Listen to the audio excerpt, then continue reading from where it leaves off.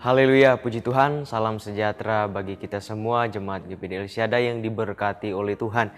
Kembali kita di dalam Renungan 79, kita sama-sama akan belajar tentang kebenaran firman Tuhan untuk menjadi pedoman di dalam kehidupan kita, menjadi berkat di dalam kehidupan kita, untuk kita lebih lagi mengerti akan firman Tuhan di dalam kehidupan kita.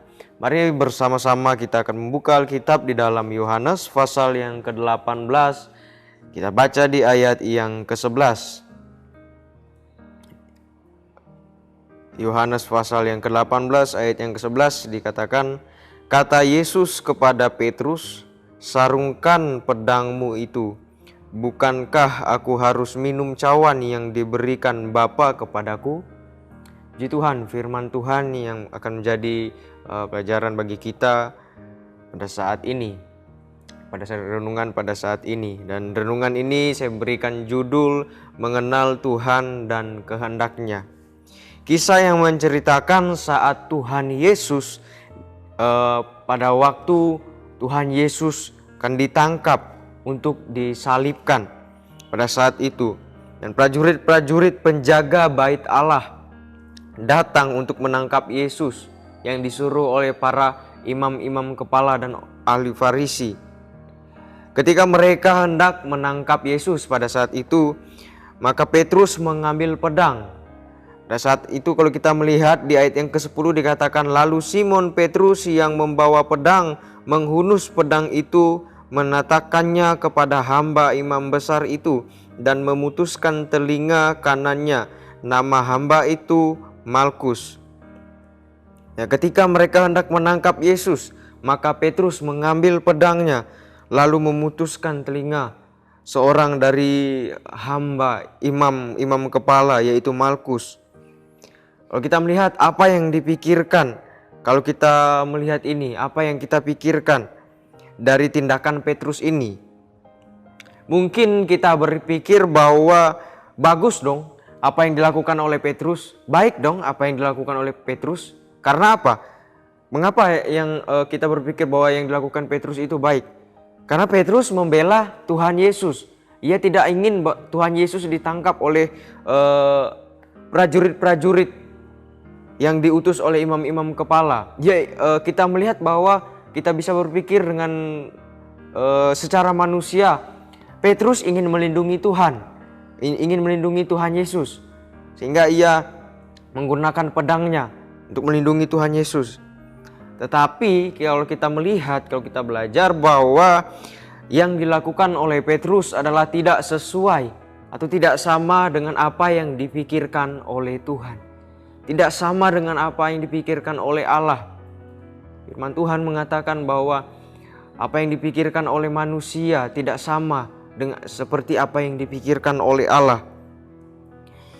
Dikatakan di dalam Yohanes pasal yang ke-9 dikatakan di sana, demikian hendaknya supaya genaplah firman yang telah dikatakannya, dari mereka yang engkau serahkan kepadaku tidak seorang pun yang kubiarkan binasa.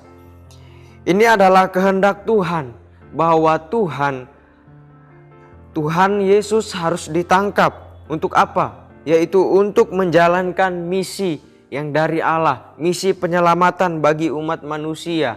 Di ayat yang ke-11 ini jelas dikatakan, bukankah aku harus minum cawan yang diberikan Bapa kepadaku? Katakan harus. Bukankah aku harus minum? Yesus harus minum cawan yang diberikan Bapa kepadaku. Ini adalah salah satu pernyataan bahwa Tuhan Yesus harus melakukan apa yang menjadi kehendak Allah. Ia harus harus menjalankan misi dari Allah untuk menyelamatkan umat manusia yang telah jatuh ke dalam dosa. Kembali kepada Petrus, tindakan yang dia lakukan tidak sama dengan kehendak Tuhan. Inilah pikiran manusia. Seringkali pikiran manusia seperti merasa bahwa lebih benar, padahal yang tidak sesuai. Pikiran manusia tidak sama dengan kehendak Tuhan, tidak sesuai dengan apa yang Tuhan inginkan, dengan apa yang Tuhan mau. Kalau kita melihat di dalam Matius pasal yang ke-16 ayat yang ke-22, di sana pada saat itu ketika Tuhan Yesus akan pergi ke Yerusalem. Kita melihat mulai ayat yang ke-22 Matius 16. Tetapi Petrus menarik Yesus ke samping dan menegur dia, katanya, "Tuhan, kiranya Allah menjauhkan hal itu. Hal itu sekali-kali takkan menimpa engkau." Ayat ke-23, maka Yesus berpaling dan berkata kepada Petrus, "Enyahlah iblis, engkau suatu batu sandungan bagiku, sebab engkau bukan memikirkan apa yang dipikirkan Allah, melainkan apa yang dipikirkan manusia." Ini sebelum Petrus kisah di Taman Getsemani ini, Petrus mengambil pedang. Sebelumnya juga Petrus pernah menegur Tuhan. Pernah menegur Tuhan Yesus pada saat Tuhan Yesus akan pergi ke Yerusalem untuk menjalankan misi penyelamatan itu. Dan kita melihat Tuhan mengatakan bahwa enyahlah iblis, di ayat yang ke-23, engkau suatu batu sandungan bagiku, sebab engkau bukan memikirkan apa yang dipikirkan Allah, melainkan apa yang dipikirkan manusia. Enyahlah iblis dikatakan. Karena apa? Karena ia atau Petrus, maksudnya iblis, apa yang dipikirkan oleh manusia. Karena ia adalah batu sandungan. Batu sandungan bagi kehidupan kita. Iblis dapat mengganggu kehidupan kita untuk kita lebih mengenal akan Tuhan. Akan ada banyak hal yang ia lakukan yang mungkin kita melihat baik, tetapi yang ternyata tidak sesuai dengan apa yang menjadi kehendak Tuhan. Apa yang dipikirkan Petrus tidak sesuai dengan apa yang dipikirkan Allah. Mengapa Petrus melakukan hal yang demikian? Yaitu karena belum mengenal kehendak Allah. Petrus yang hidupnya dekat dengan Tuhan, setiap hari bersama dengan Tuhan. Semenjak ia menjadi murid Tuhan Yesus, ia setiap hari bersama-sama dengan Tuhan, mendengarkan firman Tuhan. Secara langsung ia bertemu dengan Tuhan Yesus. Namun ia belum mengenal benar apa yang menjadi kehendak Tuhan di dalam kehidupannya. Apa yang menjadi maunya Tuhan.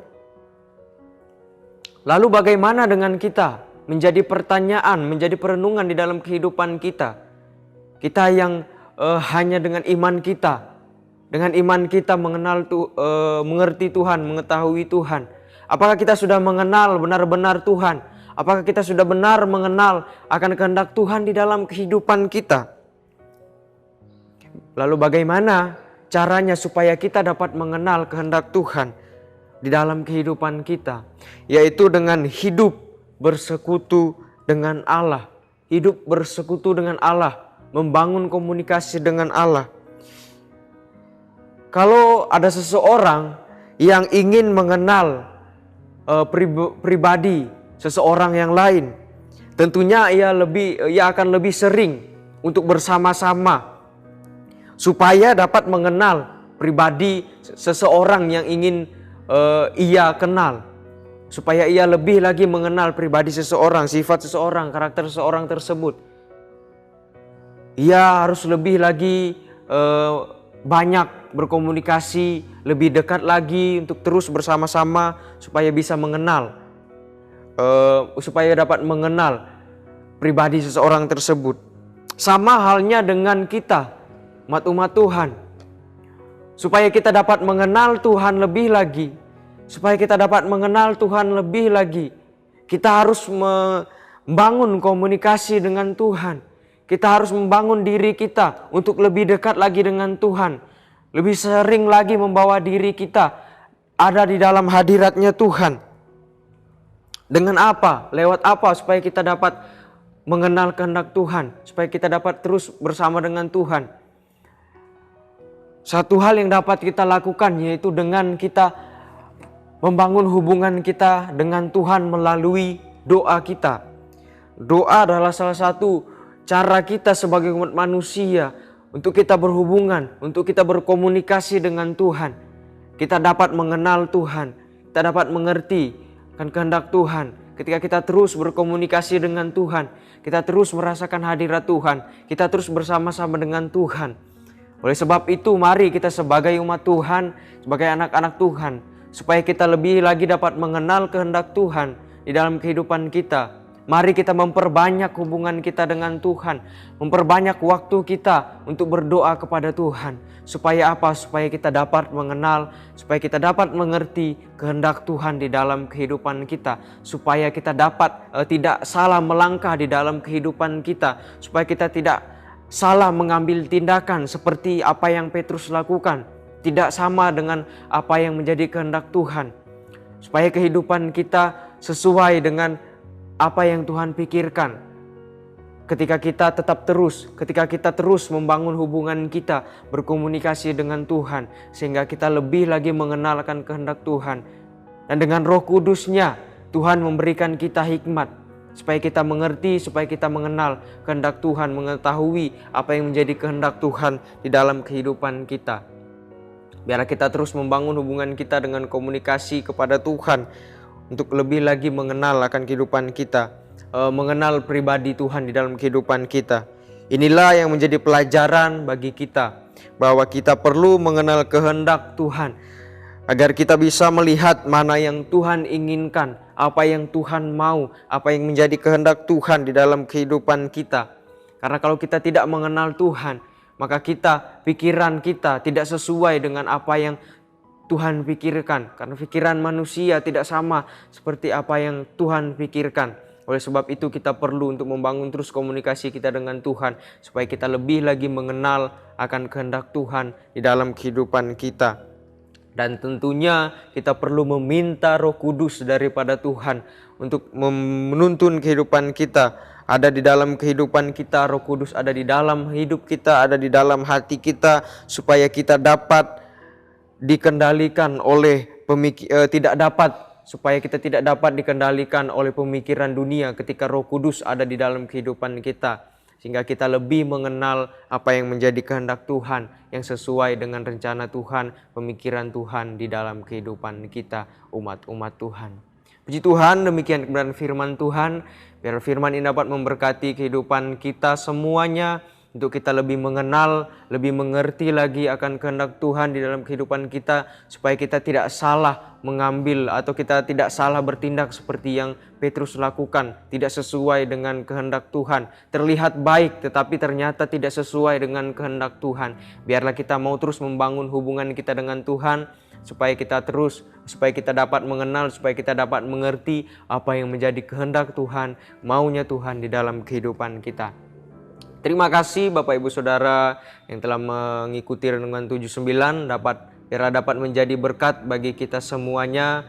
Dan Bapak Ibu Saudara-saudari yang ingin didoakan untuk pokok-pokok doa tertentu, atau menceritakan kesaksian baik mujizat, kesembuhan, masalah keluarga, dan lain sebagainya, dapat disalurkan melalui chat WhatsApp di nomor 08 13 27420088. Puji Tuhan, mari kita berdoa untuk renungan pada saat ini. Terima kasih Tuhan, Engkau baik di dalam kehidupan kami. Kami mengucap syukur buat kebaikan-Mu, kami masih bisa mendengarkan firman Tuhan. Kami sangat bersyukur Tuhan, kalau kami boleh mendengarkan firman-Mu, dan firman-Mu mengajarkan kami untuk kami lebih lagi mengenal akan Engkau Tuhan, supaya kami tidak salah dalam menjalani kehidupan kami, supaya kami tidak salah mengambil tindakan di dalam kehidupan kami. Biarlah kami lebih mengenal lagi akan Engkau, supaya kami tahu apa yang menjadi mau-Mu, apa yang menjadi kehendak-Mu di dalam kehidupan kami Tuhan. Dan biarlah kami mau Tuhan untuk terus membangun hubungan kami dengan Engkau Tuhan, lebih lagi dekat dengan-Mu, lebih sering lagi menggunakan waktu kami untuk berkomunikasi dengan-Mu, supaya kami dapat mengerti benar-benar, dapat mengenal benar apa yang menjadi kehendak-Mu di dalam kehidupan kami. Terima kasih Tuhan, terpuji-pujilah nama-Mu. Terima kasih Yesus, ya Tuhan Allah. Tolonglah kehidupan kami, Jemaat GPD El Shaddai, mengejar apa yang mendatangkan damai sejahtera dan yang berguna untuk saling membangun. Terima kasih Tuhan, ini menjadi doa dan ucapan syukur kami. Alaskan doa ini di dalam nama Tuhan Yesus Kristus. Haleluya. Amin.